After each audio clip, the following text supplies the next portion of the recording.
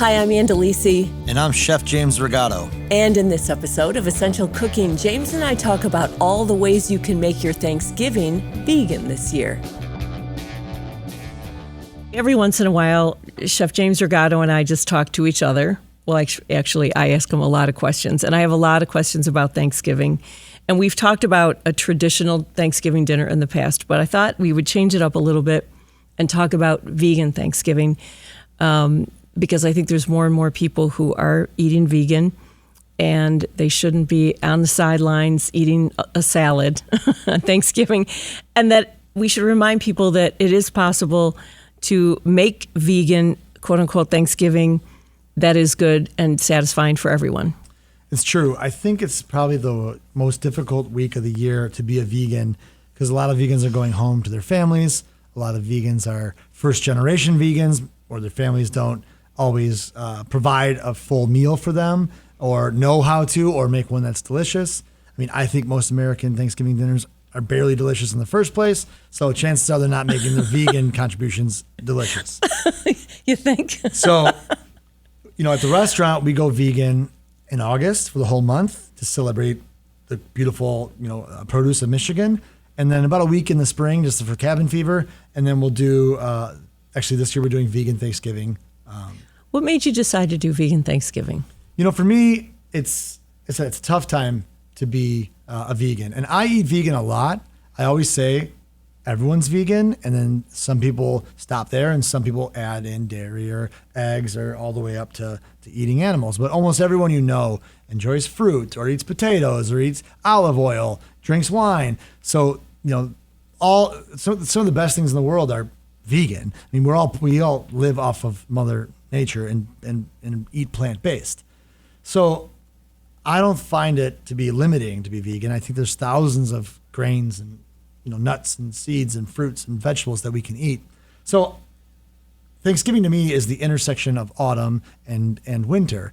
And it's kind of like some things have already been preserved, some fruits have already been dried, some vegetables have been cellared. So it's late November. It's winter. You're going into winter. Winter. It might be snowing on that day. So it's kind of like enjoying the end of the season as you get ready for winter. It's not about turkey to me. It never has been. I think it's like the last thing I care about. In fact, this year we're doing Thanksgiving at my house. I told everyone that's not going to be Thanksgiving. I'm going to make Italian food. But I love any good Italian should. Yeah, exactly. Eat like Italian, rapini everywhere. But to me, this week is very special because the vegans want to dine. They want to celebrate the same things that we do. They just maybe don't want to eat, dairy and turkey and and when I say vegans, like everyone's vegan for a different reason. When we do a vegan month, we feed probably 600 different people a week, so it's 2,400 people coming through the door. And I always tell my staff, like, some vegans are battling cancer, some are lifestyle choices where they don't want to be involved in any of the harming of animals. Some people are trying to heal their gut or lose weight or gastric bypass or had a heart attack. Sometimes it's a very intimate choice. Sometimes it's just like, hey, I'm just trying to lose weight. My doctor told me to go. Sometimes it's very casual. Sometimes it's very personal. So it's the most intense group of people to cook for a month in a tasting menu in a restaurant that doesn't always do it. So I find the challenge rewarding. My staff does as well.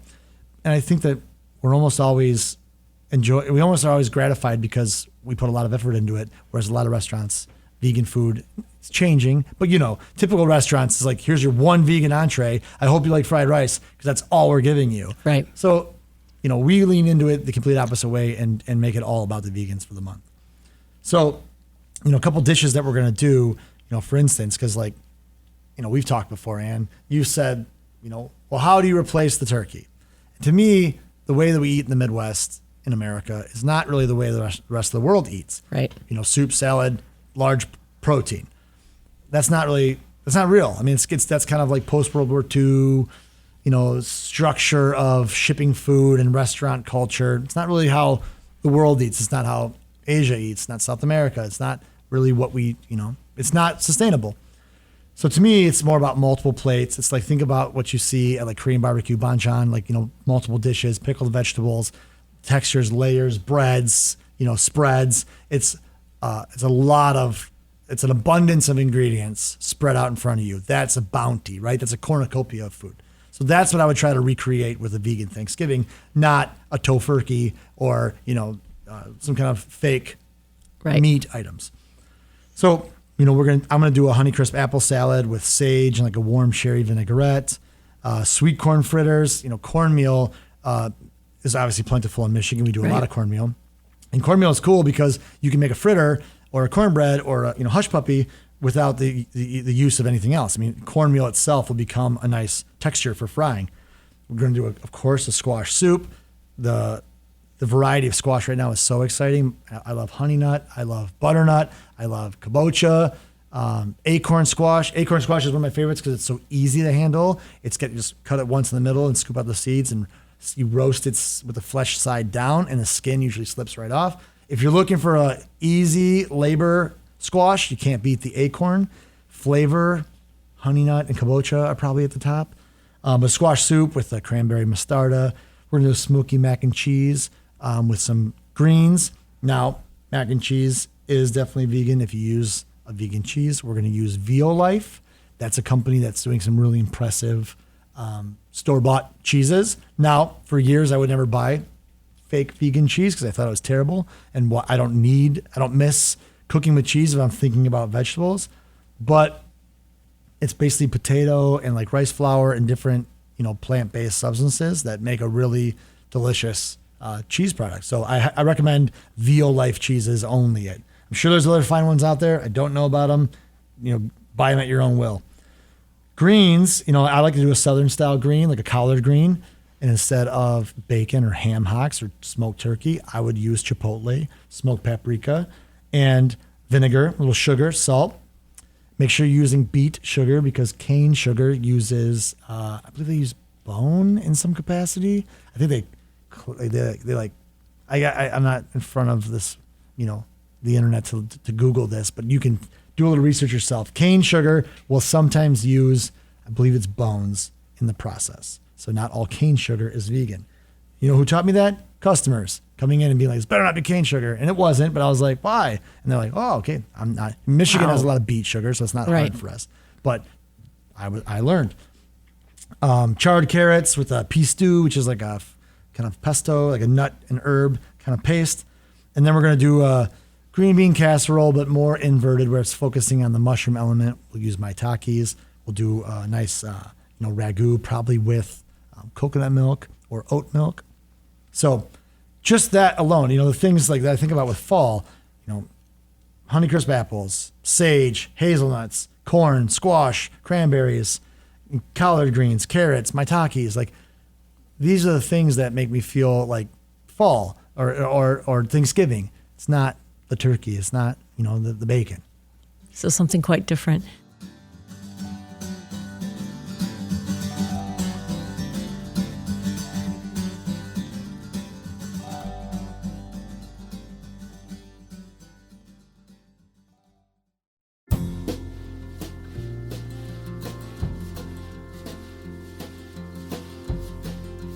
Let's go down the list of how to make some of the traditional stuff vegan. Sure. Mashed potatoes. What do we do? So mashed potatoes, to me, are best when made with buttermilk. So if you're going to recreate the buttermilk, I like to use coconut milk thinned out with oat milk so it's not too coconutty, and then adding apple cider vinegar or lemon juice to create that tang effect. So you want to get the viscosity of buttermilk because I think that's what will suspend the potatoes nicely. And sometimes a little hack too is tofu. I am a fan of tofu. So if you are a vegan that loves tofu, I'm with you. If you're soy free, then disregard this information. But if you puree silken tofu like in a blender, it becomes almost like a mayonnaise type quality or a sour cream consistency.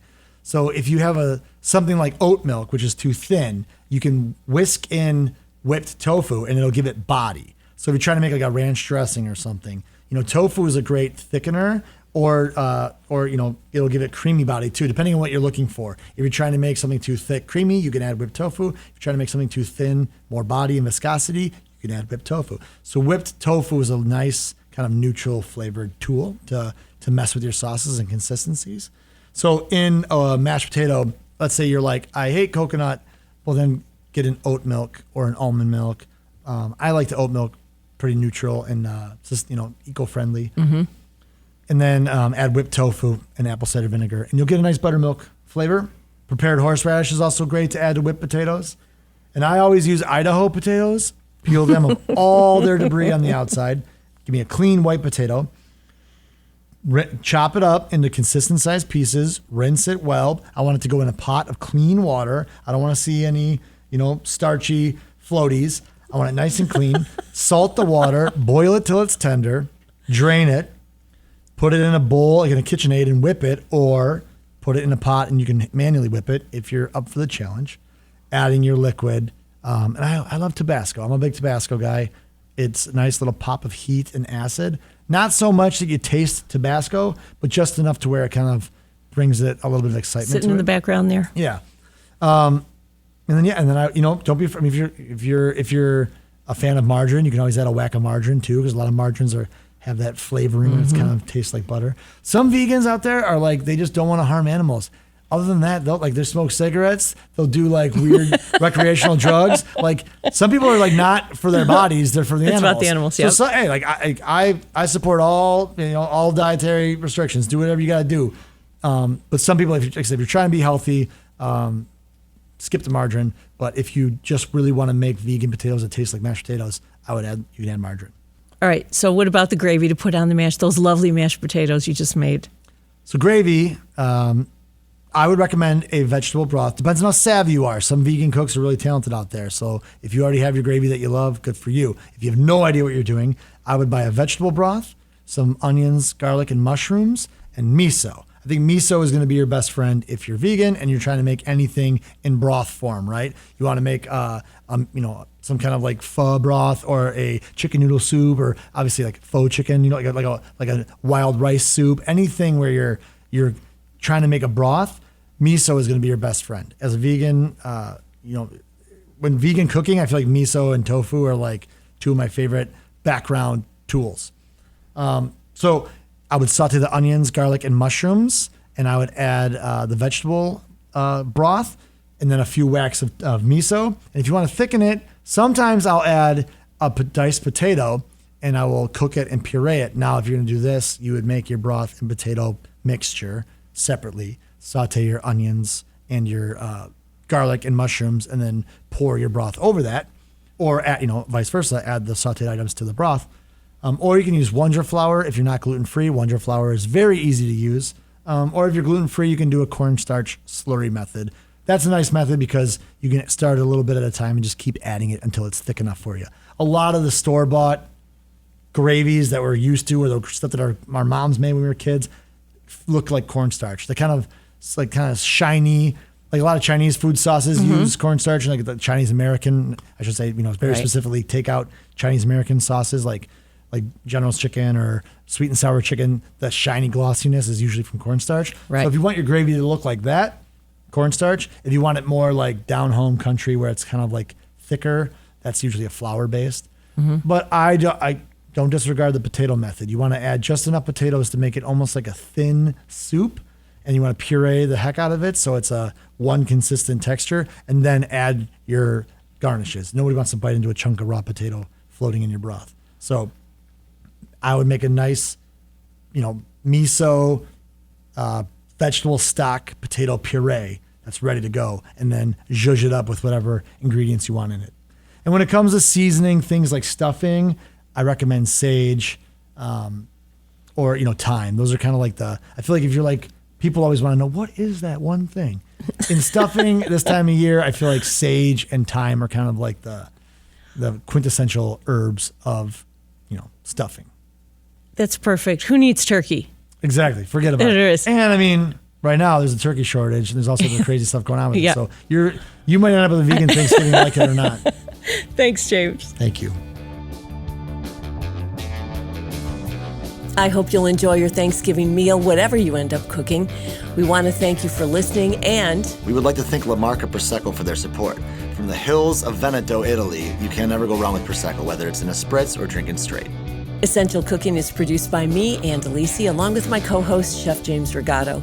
This episode was edited, mixed, and mastered by Connor Anderson, with production support from David Lyons, Patrick Burness, and Studios on the Pond. Original music by the Mallet Brothers. Essential Cooking is a production of WDET, Detroit's NPR station.